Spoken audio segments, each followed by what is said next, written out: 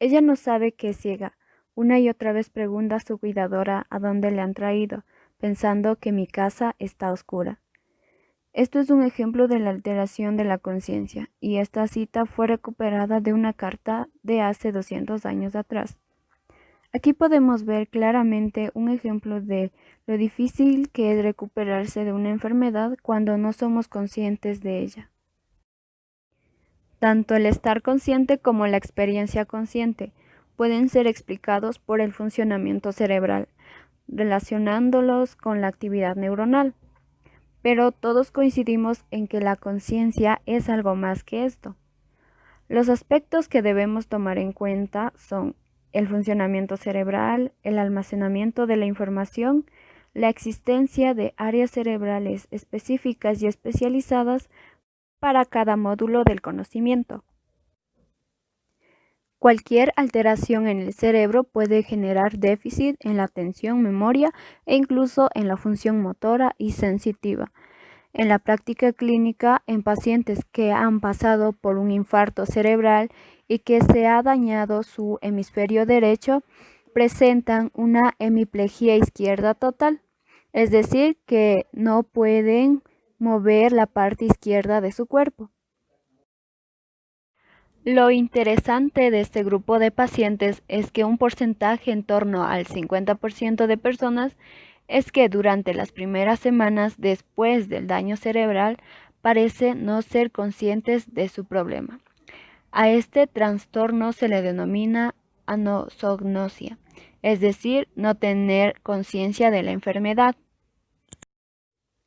Según Edelman y Tononi, esta negación tiene la finalidad de tener una coherencia en relación con la memoria o los recuerdos de una persona.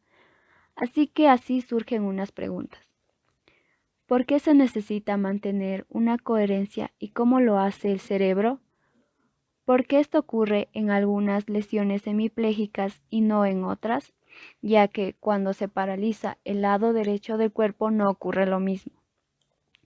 La respuesta está en la génesis de las formas conscientes e inconscientes del conocimiento de un individuo. Daniel Schachter ha propuesto una explicación denominada de primer orden, en la que se basa de unos hipotéticos mecanismos que generan la experiencia consciente. Este planteamiento lo llevó a presentar un modelo conocido con el acrónimo de DICE. En este esquema se representa cada módulo del cerebro especializado en un tipo diferente de información.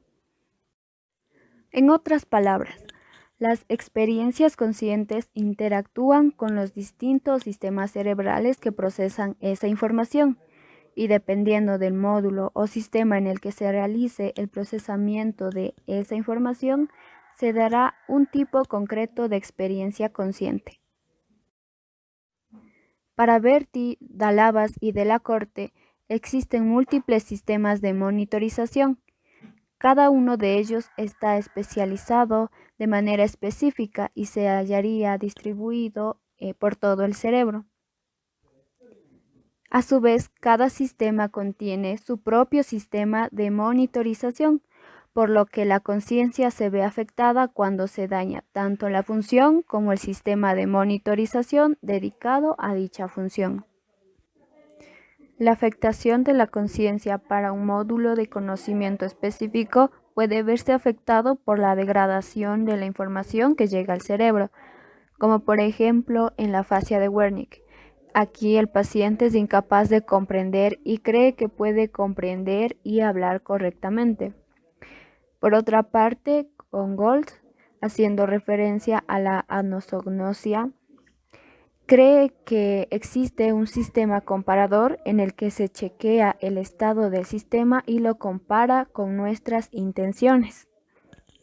En síntesis, cuando una persona, como en la anosognosia, según Triver, primeramente una persona se engaña a sí misma. Además, afecta el funcionamiento de su sistema comparador y cree que no posee tal condición física que le menciona el médico.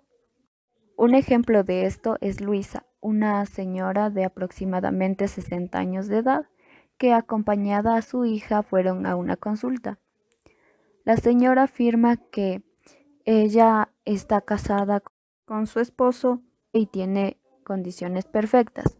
Sin embargo, su esposo había fallecido hace días atrás. Así que los médicos decidieron enviarla a un tanatorio en el que fueron a ver a su esposo y volvieron 2 horas después. Sin embargo, la señora seguía insistiendo en que su esposo seguía con vida. Al día siguiente, los doctores iniciaron con un experimento. Primero acostaron a la paciente en una camilla e inyectaron un chorro de agua fría en su oído izquierdo. Sus ojos comenzaron a moverse de un lado a otro, y fue cuando los médicos empezaron a hacerle preguntas como ¿dónde está su esposo? ¿O cómo murió? Fue ahí que la mujer empezó a dar respuestas coherentes, como falleció ayer, le dio un infarto. Las respuestas eran coherentes con lo que había pasado en la vida real.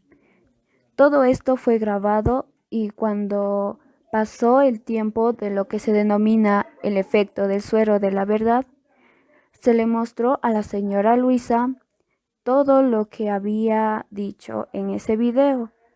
Y fue cuando Luisa aceptó todo como una persona normal.